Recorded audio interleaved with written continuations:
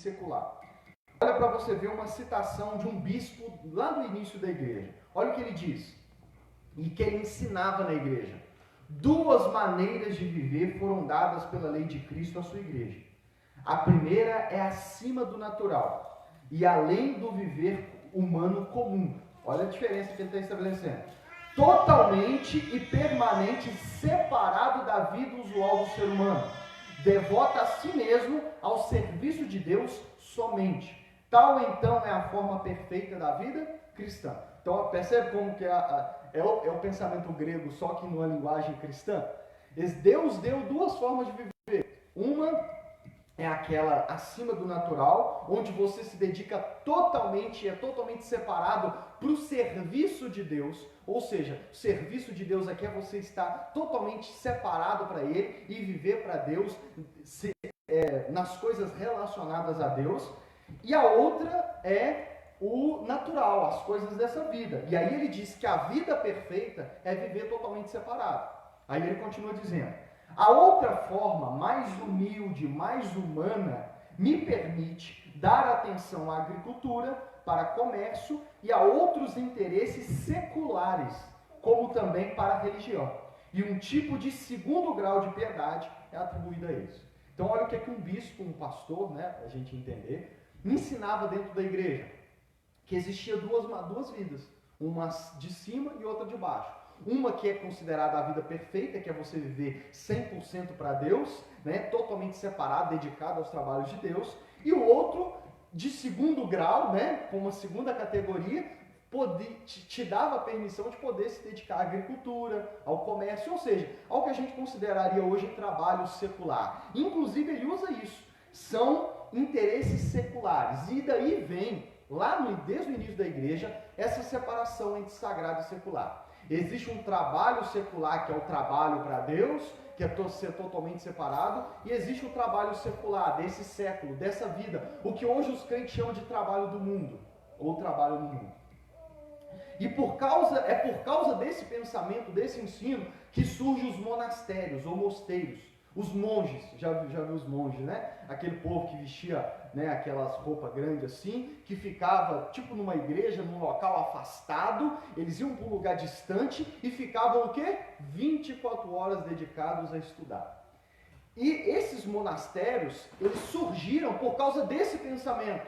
Porque se influenciado pelo pensamento grego, eles estavam ensinando na igreja que a vida perfeita é se dedicar 100% para Deus, para as coisas de Deus. É daí então que surgem os monges, aqueles que largavam tudo e se isolavam no lugar. Para quê? Para se dedicar ao trabalho de Deus. E é por isso que, ao longo da história da igreja, os monges também eram considerados numa categoria de cima, num outro patamar. Né? Por quê? Porque eles se dedicavam 100% à dedicação ao serviço de Deus. E o cidadão comum, entre aspas aqui, que se dedicava ao trabalho das mãos, à agricultura, ao comércio, eles eram considerados de segunda classe. E esse pensamento foi desenvolvendo ao longo da história da igreja. E esse ensinamento de sagrado e secular, ele deu força para 2 doutrinas da Igreja Católica Apostólica Romana, antes da Reforma. Ele deu força, ele serviu como uma base para 2 doutrinas que nós consideramos heresias da Igreja Católica da época, antes da Reforma, né? Mais de 500 anos atrás. Quais são essas doutrinas? A primeira delas é a salvação pelas obras. Antes da Reforma, antes de Martinho Lutero iniciar a Reforma Protestante, a Igreja Católica, ela pregava uma salvação por meio das obras. Ela pregava que você tinha que fazer muitas boas obras para você conquistar a salvação, para você ser salvo. E por que eu digo que esse pensamento sagrado secular fortaleceu essa doutrina?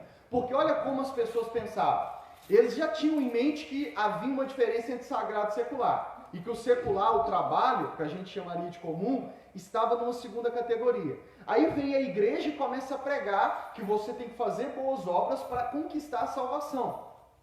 E o detalhe, aqueles que viviam para o sagrado, os monges, como eles se dedicavam ao serviço de Deus, né, era mais fácil eles juntar boas obras de Deus, para poder ser salvo. E o cidadão comum, a maioria da população, que trabalhava de forma secular, o trabalho deles era de segunda categoria. Então o povo era tomado por um pensamento de tipo assim, poxa, se eu sou salvo pelas obras, e as obras que eu faço, o trabalho que eu faço é de segunda categoria, eu vou ter que ralar muito para poder conquistar a salvação. Entende? E aí criava-se essa imagem de que os monges eram salvos e o povão tinha que ralar e correr atrás para ser salvo. Porque se o trabalho deles era de segunda mão, eles tinham que trabalhar bastante para conquistar essa salvação. E a segunda doutrina que veio, tudo como consequência uma da outra e ligado uma na outra, que era a doutrina das indulgências. O que a igreja passou a fazer? Teve vários outros motivos pelo qual a igreja católica, apostólica romana da época, antes da reforma, ela criou essa doutrina da indulgência, né? Mas um dos motivos era essa raiz, tinha esse detalhe. Por quê? Se o meu trabalho é secular, né? E se eu preciso conquistar a salvação através das obras, e como o meu trabalho secular é de segunda categoria, eu vou ter que ralar muito, entra então a igreja católica pregando sobre a indulgência. O que era a indulgência? Se você dá um certo valor de quê? De oferta. É por isso que, abre parênteses aqui, os católicos não têm, como é que eu posso dizer? Eu vou usar um termo que se usa hoje. Os católicos hoje em dia não têm lugar de fala, nem mesmo para criticar a igreja evangélica. Ainda que é de fato um erro, igrejas evangélicas que pregam que você tem que pagar para Deus e negociar com Deus, mas os católicos hoje às vezes abrem a boca para falar dos evangélicos e apontar isso, mas eles desconhecem a sua história, os católicos que criticam os evangélicos hoje. Porque lá atrás a igreja católica pregava a mesma coisa.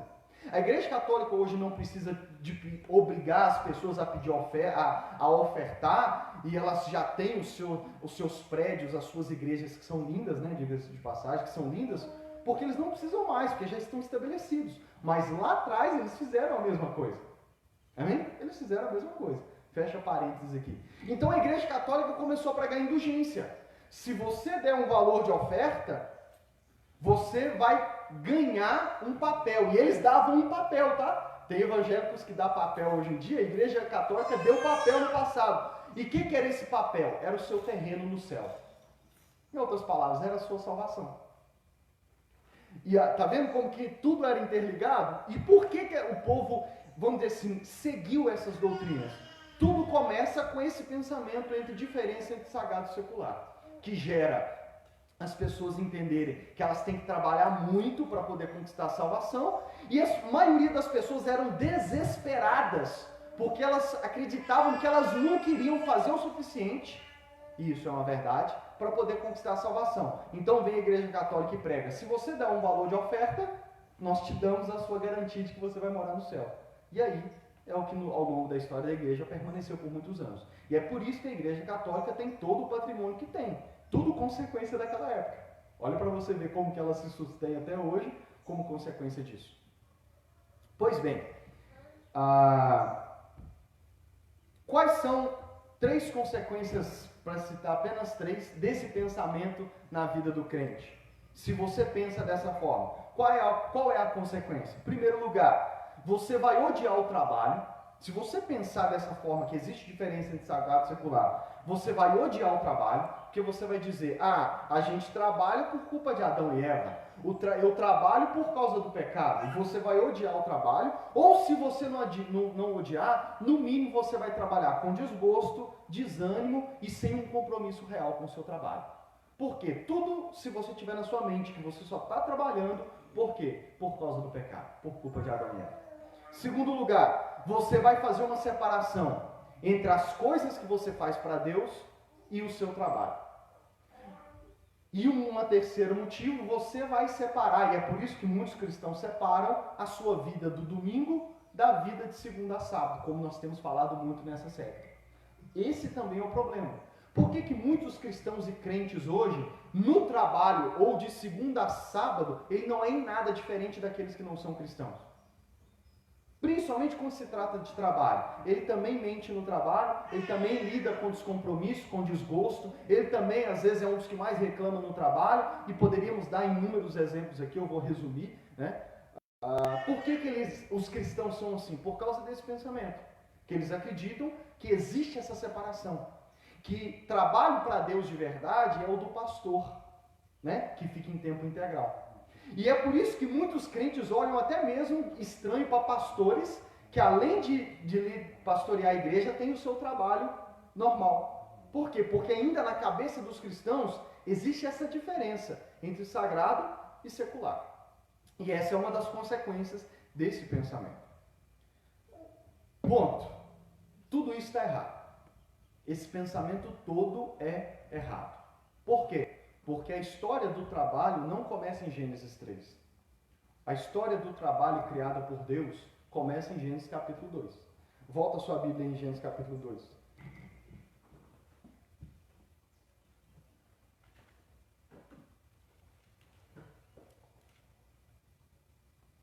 Para falar de trabalho e da relação do cristão com o trabalho, nós não podemos começar em Gênesis capítulo 3. Porque a história do mundo não começa em Gênesis capítulo 3. Começa em Gênesis capítulo 1 e Gênesis capítulo 2. Existem ainda 2 capítulos da Bíblia antes da queda. O mundo não começou com a queda. Amém? Vamos, Gênesis, na verdade, como a gente tem basicamente a Bíblia parecida, verso 31 do capítulo 1. E nós vamos ler o verso 31 do capítulo 1 até o verso 6 do capítulo 2. Diz assim: E Deus viu tudo o que havia feito, e tudo havia ficado muito bom. Passaram-se a tarde e a manhã, esse foi o 6º dia. Assim foram concluídos os céus e a terra e tudo que neles há. No 7º dia, Deus já havia concluído a obra que realizara. E nesse dia descansou. Abençoou Deus o 7º dia e o santificou. Por quê? Porque nele descansou de toda obra que realizara na criação. Esta é a história das origens dos céus e da terra, no tempo em que foram criados. Quando o Senhor Deus fez a terra e os céus, ainda não tinha brotado nenhum arbusto no campo, e nenhuma planta havia germinado. Por quê? Porque o Senhor Deus ainda não tinha feito chover sobre a terra, e também não havia homem para cultivar o solo. Todavia, brotava água da terra e irrigava toda a superfície do solo. Então o Senhor Deus formou o homem do pó da terra e soprou em suas narinas o fôlego de vida. E o homem se tornou um ser vivente. Verso 15. O Senhor Deus colocou o homem no jardim do Éden para cuidar dele e cultivá-lo. Para falar sobre trabalho de uma perspectiva cristã e bíblica, nós temos que começar aqui, Gênesis capítulo 1 e Gênesis capítulo 2. E a primeira coisa que nós devemos observar, e eu não vou aprofundar muito, porque basta a gente ver de forma simples. Primeira coisa que devemos observar nesses versos: a criação do mundo é o trabalho de Deus. A criação do mundo é o trabalho de Deus. O que o verso 1, capítulo 1 e verso do capítulo 2 está dizendo, principalmente quando entra o capítulo 2, é que após o capítulo 1 narrar Deus criando todas as coisas a partir do zero, o capítulo 2 vai começar a dizer que no 6º dia Deus já havia concluído a obra que ele realizou. Obra que, essa palavra original também significa trabalho. Nós poderíamos traduzir obra como trabalho. Hoje ainda nós usamos essas duas palavras como sinônimos, né? Obra é o mesmo que trabalho é sinônimo de obra. No 6º dia, Deus já havia concluído o seu trabalho. Toda a criação do mundo é trabalho de Deus. É trabalho de Deus. Deus trabalhou 6 dias da semana para construir todas as coisas. A criação do mundo e de tudo que existe é o trabalho das mãos de Deus. É obra das mãos de Deus. Então, de forma simples, o trabalho é de Deus. Por quê? Porque no princípio de todas as coisas, Deus trabalhou. Porque todas as coisas só existem porque Deus trabalhou para que elas existissem. Toda a criação é trabalho de Deus. E essa palavra obra, trabalho, é a mesma que vai ser usado todo o resto da Bíblia para se referir não só à obra de Deus, mas ao trabalho dos homens, ao trabalho do ser humano. E a segunda coisa que já podemos observar já logo de início é que além de Deus trabalhar no princípio, o próprio Deus trabalhou 6 dias da semana. Além do texto dizer que o próprio Deus trabalhou 6 dias da semana e descansou no sétimo, a Bíblia também diz que Deus deu trabalho para o homem. Porque o verso 4 em diante vai dizer que Deus criou o homem do pó, do barro. Deus arregaçou as mangas e criou o homem do pó, do barro. E o que o verso, por exemplo, o verso 5 vai dizer? Que ainda não havia brotado as coisas nessa terra, nesse jardim principalmente, as plantas não haviam ainda brotado. Por quê? Por 2 motivos. Porque Deus ainda não havia feito chover. E qual é o segundo motivo que o verso dá? Porque ainda não tinha o homem para cultivar. Então, apesar de Deus ter criado todas as coisas e Deus ter concluído o seu trabalho no 6º dia e ainda declarado: tudo que eu fiz é muito bom, o trabalho que eu fiz é muito bom, a Bíblia diz que ainda faltava alguma coisa. Por quê? Não porque Deus deixou incompleto, porque a parte de Deus havia sido concluída. É porque Deus deixou uma parte da criação e do trabalho com toda a criação para o homem que ele havia criado. Deus não só trabalhou, como ele cria o homem para quê, irmãos? Para trabalhar, para cultivar, para regar, para trabalhar em cima do que Deus havia feito. Em outras palavras, Deus cria o homem para participar com ele do seu trabalho. E detalhe, tá? O homem aqui ainda não havia casado. Deus não havia ainda dado uma esposa para o homem.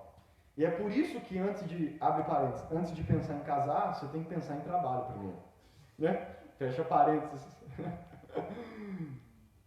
Essa é a ordem de Deus. Deus trabalhou e Deus criou o homem para o trabalho, para trabalhar. O primeiro propósito que a gente vê pela narrativa bíblica é que antes do casamento, Deus criou o homem para trabalhar. Antes de qualquer outra coisa, Deus criou o homem para trabalhar, para ajudar ele no trabalho de toda a criação. Essa palavra, verso 15, vamos focar no verso 15 agora. Verso 15, olha o que diz. O Senhor Deus colocou o homem no jardim do Éden para o quê? Cuidar dele e cultivá-lo. Em outras traduções vem cultivar e guardar. Deus cria todas as coisas, cria o jardim, cria o homem para quê? Em primeiro lugar, para cultivar o jardim e para guardar o jardim. Esse é o primeiro trabalho do homem. Esse é o primeiro propósito pelo qual Deus criou o homem. Para cultivar e guardar o jardim. Em outras palavras, para trabalhar. E essa palavra cultivar, que também significa lavrar, né? E daí vem a palavra que a gente usa até hoje, tem um significado original como trabalhar e servir. A palavra guardar significa vigiar, observar, prestar atenção, que é proteger, em outras palavras, o jardim. Então o que o homem tinha que fazer no jardim? Cultivar a terra, trabalhar na terra e proteger o seu trabalho, e guardar o seu trabalho, e guardar para que o jardim continuasse belo como Deus criou. Em outras palavras, o homem foi criado para ser o parceiro de Deus no jardim. E aqui, quando a gente fala de criação, normalmente a gente lembra da palavra domínio, né? Deus disse, domine ele sobre todos os animais. Mas o capítulo e o início também diz que o propósito de Deus, do homem, não era apenas dominar sobre os animais, mas também trabalhar no jardim. Então percebe como que, quando Deus criou o homem, Deus já deu vários trabalhos para o homem. Deus deu o trabalho do homem de dar o nome aos animais. Deus poderia ter feito, mas ele deu o trabalho para o homem. Deus poderia ter falado assim, eu vou dominar sobre todas as coisas e vou mandar eles obedecer, mas não, Deus disse domine, e Deus também disse cultive a terra. E é dessa palavra cultivo que vem a nossa palavra cultura. Cultura não é um resumo de tudo que o ser humano cria. Cultura passa pela produção de música, pela produção de tudo hoje. Quando a gente fala cultura, está englobado tudo que nós criamos, tudo que o ser humano cria. E essa palavra cultura vem dessa palavra cultivar. Então, em outras palavras, e aqui tem vamos dizer assim, várias implicações a respeito disso, né? A cultura vem, por isso que na teologia reformada a gente chama essa ordem do verso 15 de mandato cultural. Deus mandou o homem criar cultura.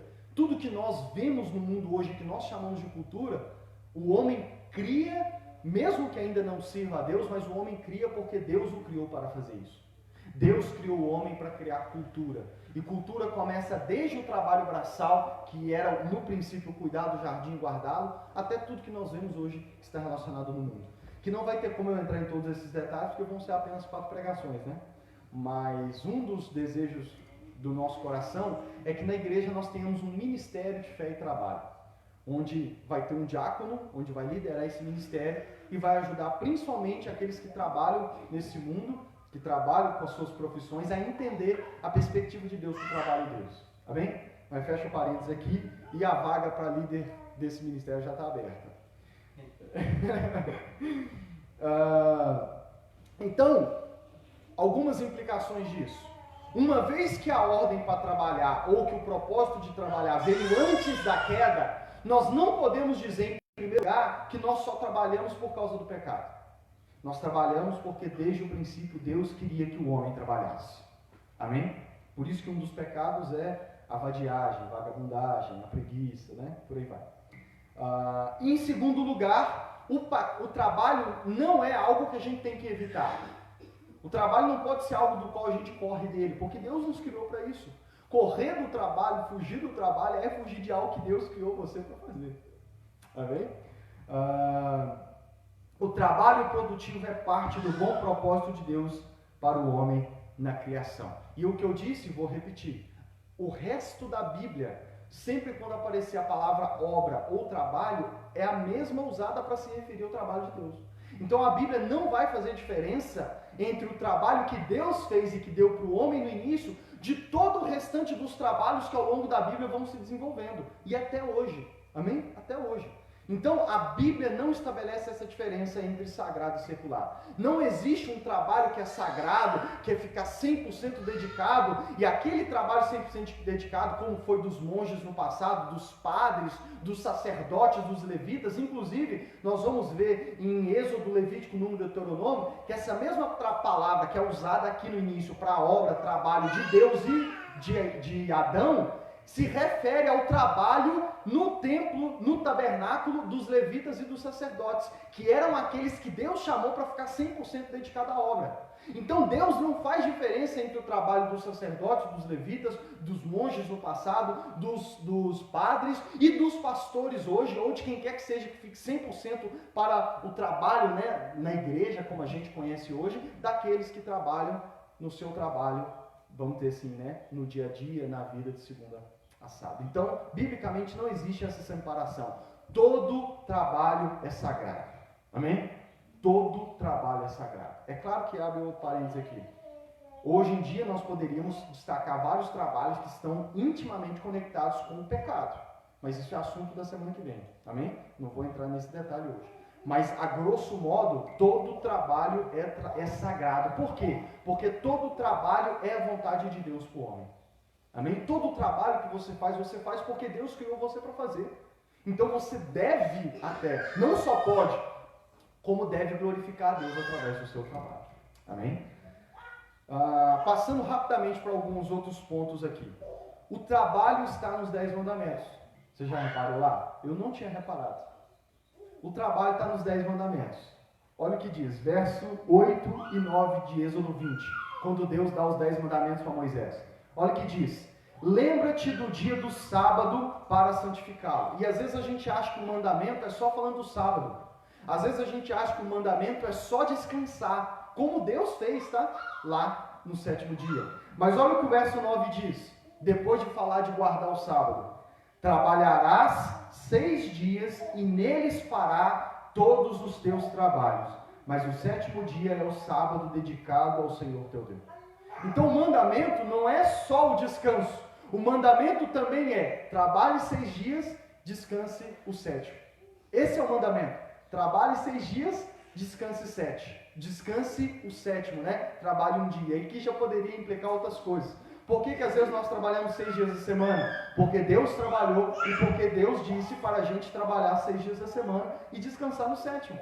Então o quarto mandamento. O quarto mandamento não é só descansar. Amém? Senão a gente interpreta e tem, não. O mandamento de Deus é descansar. Eu vou descansar e às vezes o cara descansa 7 dias da semana. Não, o mandamento é trabalhe 6 dias, descanse no 7º. Trabalho está dentro dos 10 mandamentos e trabalhar é um mandamento de Deus, podemos dizer assim. O Salmo 128, verso 1 e 2 diz assim: como é feliz quem teme ao Senhor, quem anda em seus caminhos. Verso 2: você comerá do fruto do seu trabalho, será feliz e próspero. Olha a bênção de Deus sobre o trabalho. Salmo 128. Como é feliz o homem que teme ao Senhor.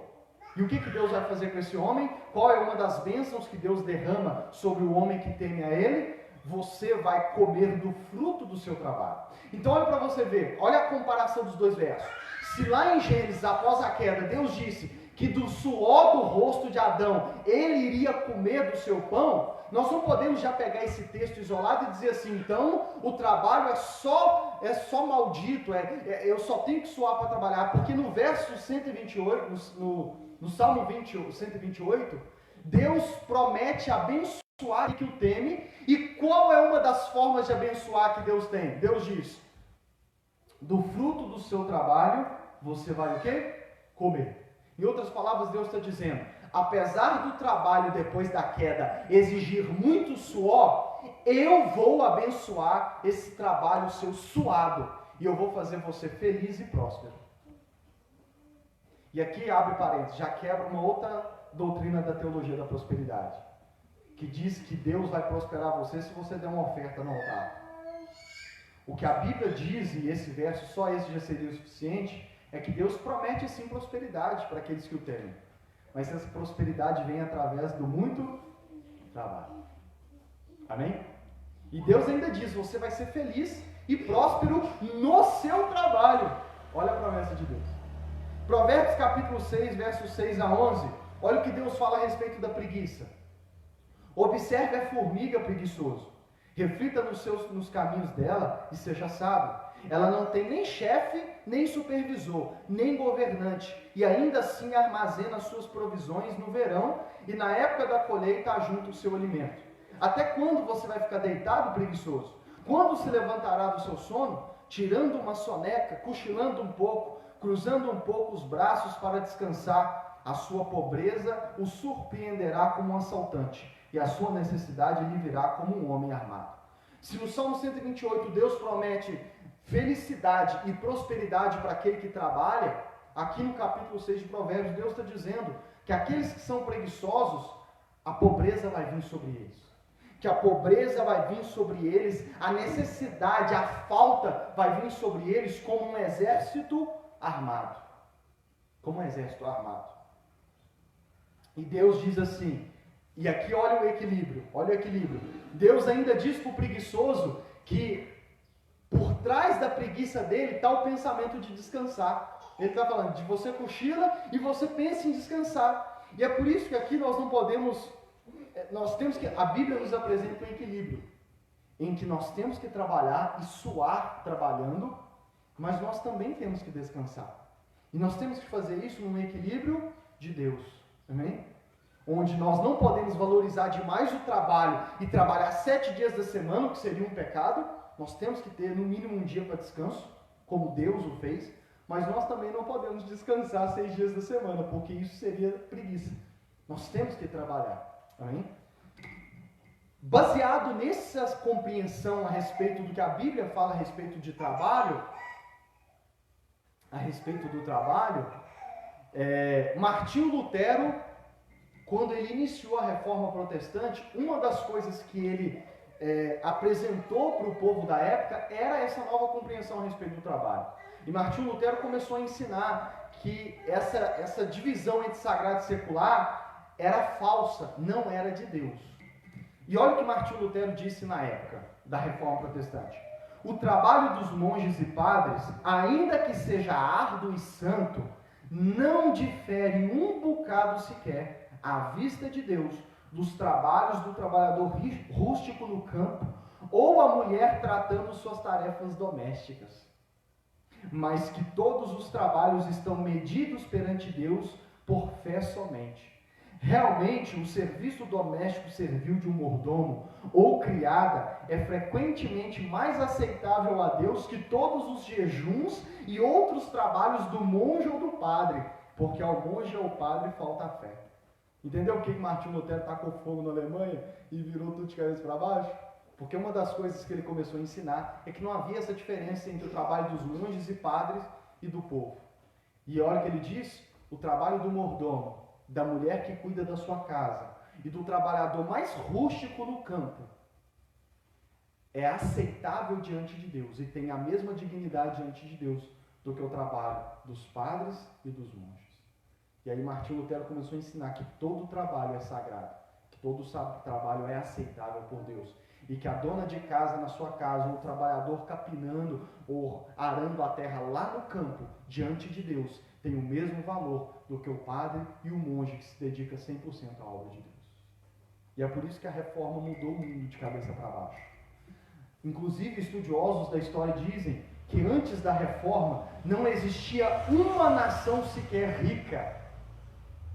Existiam nações onde tinha poucos ricos, o rei, pessoas de família real, donos de terra e tudo mais. Mas uma nação onde fosse a nação conhecida pela sua riqueza não existia. Foi somente depois da reforma, quando esse ensinamento de que o trabalho era digno e honrava a Deus começou a ser propagado por toda a Europa, que as nações começaram a ser prósperas. Por quê? Porque todo trabalhador começou a trabalhar para a glória de Deus, entendendo que o trabalho dele era digno diante de Deus. A dignidade de todos os trabalhos. Olha o que um autor diz, falando sobre a mudança que a reforma trouxe. Um efeito disso foi dar aos trabalhadores de todos os ofícios uma genuína igualdade diante de Deus e uma importância genuína na vida da comunidade. Um dos efeitos da reforma desses ensinamentos é que, primeiro, isso trouxe dignidade para todo trabalhador, independente do seu trabalho. E segundo, isso pregou para a nação, para a comunidade, que o trabalho de cada pessoa da comunidade era importante para Deus, e não apenas dos sacerdotes. Ele diz mais: nenhum trabalho servil estava em si mesmo abaixo da dignidade do profeta, sacerdote ou rei. Na realidade, Deus escolheu um menino pastor de ovelhas como o rei e um carpinteiro como Messias. Olha um sinal de que Deus não faz essa diferença. Qual era a profissão do rei Davi antes dele se tornar rei? Pastor de ovelhas. Nem para a guerra ele ia. E foi esse pastor de ovelhas que Deus escolheu para ser o maior rei de Israel. E em segundo lugar, a Bíblia diz que Deus escolheu um carpinteiro para ser o Senhor e o Salvador do mundo. Você já parou para pensar, não sei se você se lembra, Jesus começou a pregar, foi batizado e começou a pregar com 30 anos. Quantos anos? Eu fiz 29 anos. Na minha idade, Jesus não tinha começado a pregar ainda, não tinha sido nem batizado ainda por João Batista. E você já parou para se perguntar o que Jesus fez até os 30 anos? Já parou para se perguntar o que Jesus fez até os 30 anos, antes de começar a pregar? Ele trabalhou até os 30 anos. Marcos capítulo 6, verso 1 a 3, olha o que diz. Jesus saiu dali e foi para a sua cidade acompanhado dos seus discípulos. Quando chegou o sábado, começou a ensinar na sinagoga, e muitos do que o ouviam falar ficaram admirados. De onde lhe vêm essas coisas? Perguntaram eles. Que sabedoria é esta que lhe foi dada? E estes milagres que ele faz? Olha o verso 3. Não é esse o carpinteiro, filho de Maria, irmão de Tiago, José, Judas e Simão? Não estão aqui conosco as suas irmãs? E ficavam escandalizados por causa dele. Quando Jesus, depois de ser batizado, começou o seu ministério de pregação pública, começou a chamar os seus discípulos e começou a rodar por toda Jerusalém pregando e ensinando, um dos motivos pelo qual as pessoas não acreditaram nele é que eles olharam para ele ensinando no culto, na sinagoga, e disseram assim: peraí, como que esse aí está ensinando? De onde veio essa sabedoria? Esse aí não é o carpinteiro, filho de José e Maria, irmão de Tiago, José, e as suas irmãs não vivem entre nós? Um dos motivos pelo qual pessoas desacreditaram de Jesus é que antes de começar a ensinar, qual era o trabalho dele? Carpinteiro. O que seriam os pedreiros hoje em dia. Jesus, até os seus 30 anos, o que ele fez? Ele trabalhou. Não em tempo integral, como monge. Não nas sinagogas, como sacerdote levita. mas como um carpinteiro. E foi esse carpinteiro que Deus colocou como Senhor e Salvador da nossa vida. Para finalizar, olha o que diz Isaías 28, verso 23. Isaías 28, do verso 23 a 29. Olha o que diz. Ouçam, escutem a minha voz, prestem atenção, ouçam o que eu digo. Quando o agricultor ara a terra para o plantio, só faz isso o tempo todo? Só fica abrindo sulcos e grandeando o solo? Depois de nivelado o solo, ele não semeia o endro e não espalha sementes de cominho? Não planta o trigo no lugar certo, a cevada no terreno próprio e o trigo duro nas bordas? O seu Deus o instrui e lhe ensina o caminho. Não se debulha o endro com trilhadeira e sobre o cominho não se faz passar roda de carro. Tira-se o endro com vara e o caminho com um pedaço de pau. É preciso moer o cereal para fazer pão. Por isso, ninguém o fica trilhando para sempre. Fazer passar as rodas da trilhadeira sobre o trigo, mas os seus cavalos não o trituram. Isso tudo vem da parte do Senhor dos Exércitos, maravilhoso em conselhos e magnífico em sabedoria. Em Isaías 28, Deus manda o povo ouvir. E o que ele vai falar? Ele vai chamar a atenção do povo para o trabalho agrícola, na terra. E aí ele começa a falar. Quando o agricultor vai trabalhar a terra, o que ele faz? Ele faz uma coisa só? E aí ele começa a falar das características. Primeiro ele faz isso, depois ele faz aquilo. Ele sabe até mesmo qual semente plantar em qual terra. E aí o que ele diz? Que ele faz tudo isso porque é Deus que o ensina. É Deus que o instrui. É Deus quem é o conselheiro dele. Em outras palavras, para te ajudar a entender isso aqui, o que a Bíblia está nos dizendo é que o trabalhador agrícola, toda aquela compreensão e aquela sabedoria que ele tem para poder saber trabalhar, arar a terra daquele jeito, saber em qual terra plantar qual semente, tudo isso não veio da inteligência do homem. O trabalhador só desenvolveu, e quem dirá de hoje em dia, né? As máquinas agrícolas, o agronegócio. O que a Bíblia está dizendo é que o homem só chegou a todo esse entendimento a respeito do trabalho porque Deus o instruiu, porque Deus o ensinou. Em outras palavras, ao longo da história da humanidade, todo o desenvolvimento do trabalho do homem, toda a perspicácia do homem para ir desenvolvendo o seu trabalho, por trás disso não tem a sua inteligência. Deus no céu, que está o ensinando a desenvolver todo o seu trabalho. Porque desde o princípio Deus convidou o homem para trabalhar junto com ele.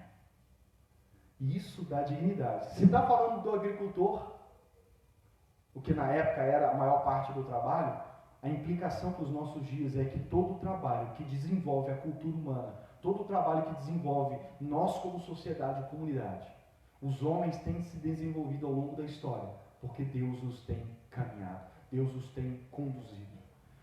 Os construtores, os engenheiros só desenvolveram essa profissão porque Deus conduziu e está conduzindo a história da humanidade para isso.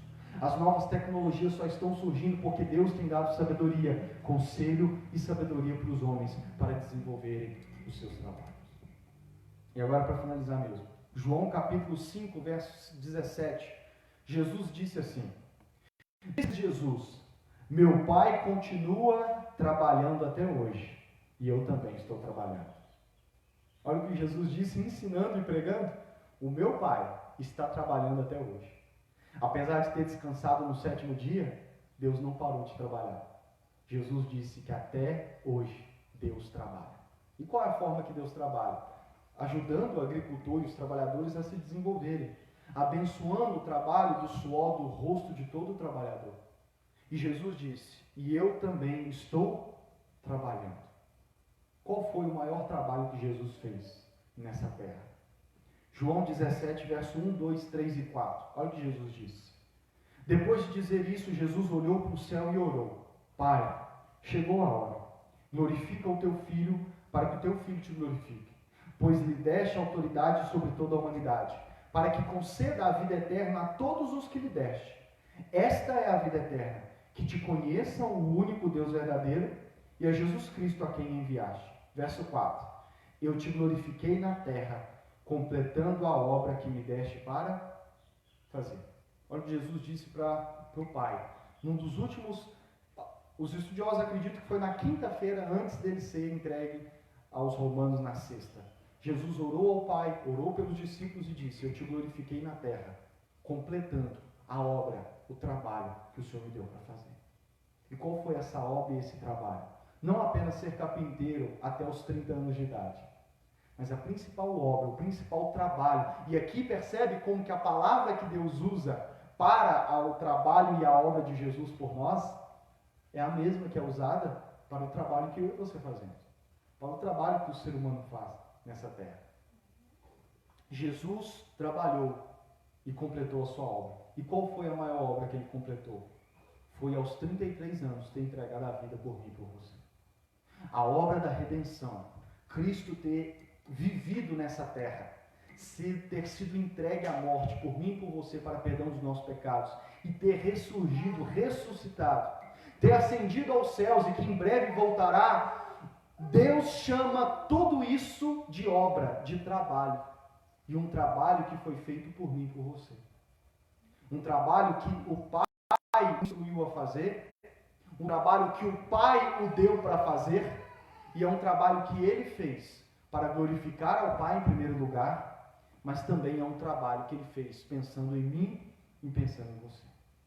Então, se a obra da nossa salvação é um trabalho de Deus por mim e por você, que essa compreensão possa mudar a forma como nós trabalhamos nessa terra. Que possamos entender que trabalhamos não apenas porque Deus deseja e desejou desde o início que nós trabalhássemos, mas que nós hoje também trabalhamos, não só para Deus Pai, mas também para o nosso Senhor, que também trabalhou por nós. Que essa compreensão possa mudar a nossa maneira de ver o trabalho. Fique de pé. 5 aplicações práticas. Em primeiro lugar, Deus te criou para trabalhar. Deus te criou para trabalhar. E isso tem poder para mudar a maneira como você enxerga o seu trabalho de segunda a sábado. Segundo lugar, através do seu trabalho, você pode e deve glorificar a Deus, tanto quanto eu estou pregando aqui. Eu pregar todos os domingos é um trabalho. Quando eu estou preparando a pregação do domingo, eu estou trabalhando.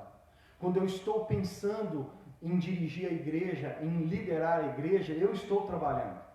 Mas o trabalho que você faz de segunda a sábado tem o mesmo valor diante de Deus do que o meu trabalho que eu estou fazendo aqui. E como eu trabalho de segunda a sábado também, o trabalho que eu faço de segunda a sábado diante de Deus tem o mesmo valor do que eu faço aqui nos domingos e faço quando eu estou pastoreando a igreja, quando eu estou aconselhando os irmãos da igreja, quando eu estou trabalhando o que a gente diria na igreja ou para a igreja. Amém? Terceiro lugar, nosso culto a Deus não acontece apenas 1h30 no domingo, mas todos os dias, inclusive na hora do trabalho. Vou repetir. O nosso culto a Deus não é apenas no domingo, durante 1h30 do culto. O nosso culto a Deus acontece todos os dias, inclusive enquanto você está trabalhando. Quarto lugar, da mesma forma que Deus me chamou para ser pastor, Ele pode chamar ou já chamou você para exercer a profissão que Ele já deu ou que Ele ainda pode te dar. O conceito de vocação. Vocação não é Deus chamar apenas pessoas para ser pastor ou para ser em tempo integral para cuidar da igreja. A mesma forma como Deus me chamou para ser pastor, Ele chama você, talvez já chamou se você tem a consciência, ou talvez se você ainda não tem consciência. Deus chama cristãos, pessoas, para ser vocacionado numa área de trabalho. Talvez você trabalhe, como eu, num trabalho que você não reconhece que é a sua vocação, que é o chamado de Deus para a sua vida. Eu creio que o chamado de Deus para a minha vida, em primeiro lugar, é pastorear, é trabalhar, em primeiro lugar, liderando a igreja. Mas talvez você não foi, ou talvez não será chamado para ser pastor. Mas não pense que você não é chamado por Deus, porque Deus pode ter chamado você para exercer exatamente a profissão que você está exercendo, ou, quem sabe, vamos orar assim, talvez Deus ainda pode revelar para você uma profissão que é a vocação que Ele tem para a sua vida. Talvez Deus pode revelar para você que o trabalho no qual você está hoje, apesar de ser bom e digno, não é o que Ele chamou para você fazer. E que talvez você possa orar para que Deus revele qual é o real trabalho que Deus planejou para que você o glorifique.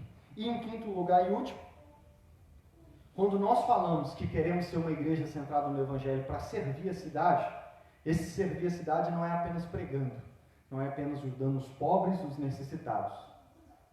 Servir a cidade também inclui trabalhar na cidade. Trabalhar com excelência, trabalhar para a glória de Deus. E, através do nosso trabalho, cooperar para o crescimento da nossa cidade. Isso também é servir a cidade. Vamos orar? Então, ore para que o Espírito Santo mude a sua compreensão do seu trabalho. Talvez você deva orar se arrependendo da maneira como você tem enxergado o trabalho até aqui. E ore, em terceiro lugar, pedindo ao Senhor para revelar o seu coração ou para testificar o trabalho, a vocação que Ele tem para você. Senhor, nosso Deus e nosso Pai, obrigado, Senhor, pela Tua palavra. Obrigado, Senhor, por nos ajudar a compreender que foi o Senhor quem criou o trabalho. Oh Deus, nós nos arrependemos, Deus, por todas as vezes que temos enxergado o trabalho de uma maneira pecaminosa até. Perdoa-nos por causa das vezes em que trabalhamos com desgosto, trabalhamos até mesmo com ódio pelo nosso trabalho, ou pelo trabalho em si, às vezes não tanto pela profissão, mas pelo fato de trabalhar. Que possamos nos arrepender dessa maneira que não vem de Ti, não vem da Tua palavra, de enxergar o trabalho. Espírito Santo, ajuda-nos a compreender nesse mês a visão e a maneira como o nosso Deus quer que enxergamos o trabalho. Ajuda-nos a compreender as implicações que a Tua palavra tem, até mesmo para a forma como nós trabalhamos. Que possamos compreender que, acima de tudo, trabalhamos porque o Senhor criou o trabalho e trabalhamos porque podemos servir as pessoas e, como tudo isso, glorificar o Senhor através do nosso trabalho. Minha oração é para que o Senhor, Pai, possa dar convicção para cada membro dessa igreja a respeito de qual vocação o Senhor tem para eles. Eu sei que o Senhor irá chamar muitos para o ministério, para quem sabe até mesmo viver de tempo integral, para a obra do ministério, que é um trabalho digno, mas também eu creio que a maioria da igreja será chamada e vocacionada para os trabalhos nesse mundo, para o trabalho que também é tão digno quanto o trabalho no ministério. Que eles sejam vocacionados para trabalhar e servir a cidade, servir as pessoas através do seu trabalho.